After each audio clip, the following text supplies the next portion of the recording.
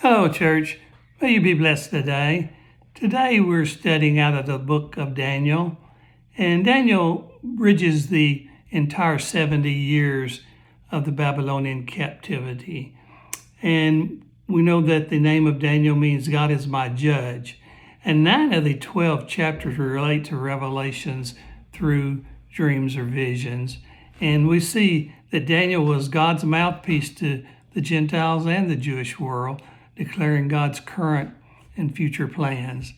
And what Revelation is to the New Testament, Daniel is to the Old. And we find here as we go into chapter 1, and this is starting with the cease of Jerusalem by the Babylonians, Nebuchadnezzar, their king. And this is in 605 BC. This is the first of three stages of his that takes place. And we see in verse 4 there, after this first invasion here, they take the best of the land, and including the people. In verse 4, young men in whom there was no blemish, but good looking, gifted in all wisdom, possessing knowledge and quick to understand, who had ability to serve the king's palace. So these young men and so on were going to be brainwashed. In fact, we have Daniel and his three friends, Shadrach, Meshach, and Abednego. They were given Babylonian names which referred to their pagan gods, and they were going to be trained in the culture of the Babylonians and essentially brainwashed to follow the will of the king. And we find that in verse 8, Daniel purposed in his heart that he would not defile himself with the portions of the king's delicacies, nor with the wine which he drank. So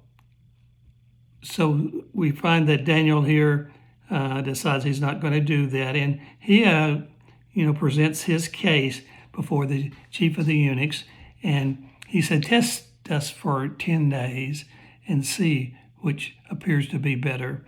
And in verse 15 says, "The end of 10 days, their features appeared better and fatter." So they were granted that they wouldn't have to eat of the king's delicacies.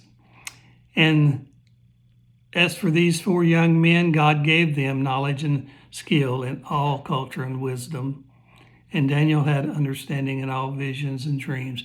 And after 3 years, or somewhere around 602 BC, they were tested. The king, all men tested, and it says, "And in all matters of wisdom and understanding about which the king examined them, he found them to be 10 times better than any of the other candidates."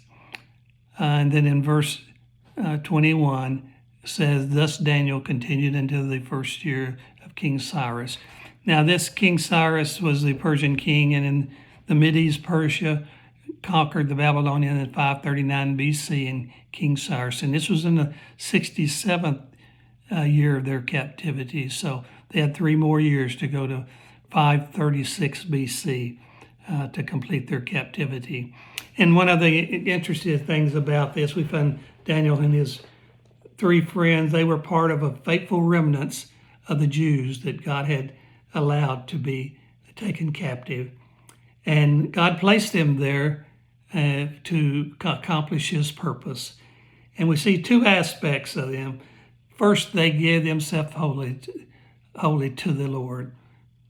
And they were gracious toward those in authority. Now, this is one of the interesting things that we kind of defy sometimes. But as Joseph, and we look back at Joseph's life, we know that he was committed to the Lord and was gracious to those in authority because he knew and they knew that God was in control. And we know this from Proverbs 16:7 says, "When a man's ways please the Lord, he makes his enemies at peace with him."